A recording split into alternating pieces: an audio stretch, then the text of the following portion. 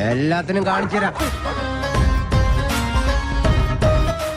Hello നമസ്കാരം, welcome back to my YouTube channel. ഇന്ന് എന്റെ ഋതപ്പന്റെ ബർത്ത്ഡേ ആണ്.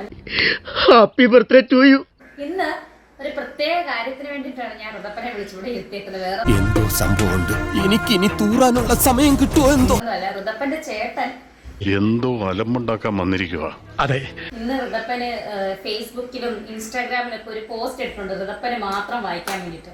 ഋതപ്പന് വേണ്ടിട്ട് ഇട്ടതാണ്. ഋതപ്പൻ ഒന്ന് വായിച്ചു. എനിക്ക് എഴുതാനല്ലേ സാറേ അറിയൂ, വായിക്കാറില്ലല്ലോ. ഋതപ്പന്റെ ബർത്ത്ഡേ ആണ്. ഋതപ്പന് കാണാൻ വേണ്ടിട്ടാണ് ഋതപ്പന്റെ ചേട്ടൻ പോസ്റ്റ് ഇട്ടേക്കുന്നത്. അപ്പൊ നമ്മള് വായിക്കേണ്ട കാര്യമില്ല. ഋതപ്പൻ വായിച്ചു.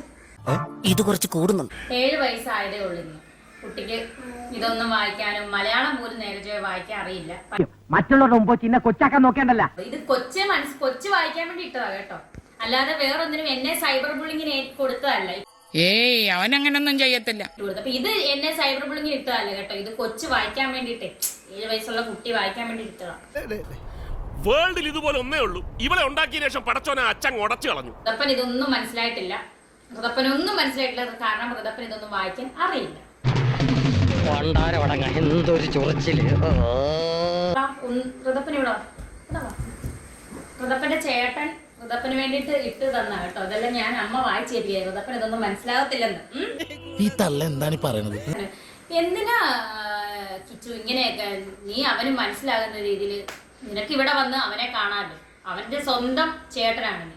എന്റെ പൊന്നോ വേണ്ട. എന്തിനാണ് ഇങ്ങനെയൊക്കെ? ആ കൊച്ചിന് ഒന്നും അറിയാത്ത കൊച്ചിനോട് ഇങ്ങനെ പോസ്റ്റ് ഇടേണ്ട കാര്യമില്ല. നീ കൂടുതൽ വിശദീകരിച്ച് നാറാൻ നിൽക്കണ്ട. ഞാൻ എന്തെങ്കിലും ഞാൻ പറഞ്ഞിട്ടുണ്ടോ ഇങ്ങോട്ട് വരണ്ടെന്നോ? പെണ്ടി തരാ ഈ പറയണ ചെയ്യണു. മനസ്സിലായില്ല. ആരുമില്ലെങ്കിലും ഞാൻ എന്തായാലും ഞാൻ കിടന്നോണ്ട് ക്യാൻസർ ആണേലും ഞാൻ എന്റെ സ്വർണം പണയം വെച്ചിട്ടാണേലും ഞാൻ എന്റെ കൊച്ചിന് ബർത്ത്ഡേ ഗിഫ്റ്റും കൊടുത്തു. ആയിക്കോട്ടെ. എന്നാ പിന്നെ വരാനുള്ളത് ഏതെങ്കിലും ഓട്ടോ പിടിച്ചു വരും മുമ്പ് ഞാൻ പോട്ടെ. ദൈവം കാക്കട്ടെ എന്നെ. അനിയാ പോട്ടെ, അമ്പിമോനെ പോട്ടറ. അറിയൊന്നും വിചാരിക്കില്ലേ മക്കളെ, നമ്മളോടൊന്നും തോന്നല്ലേ.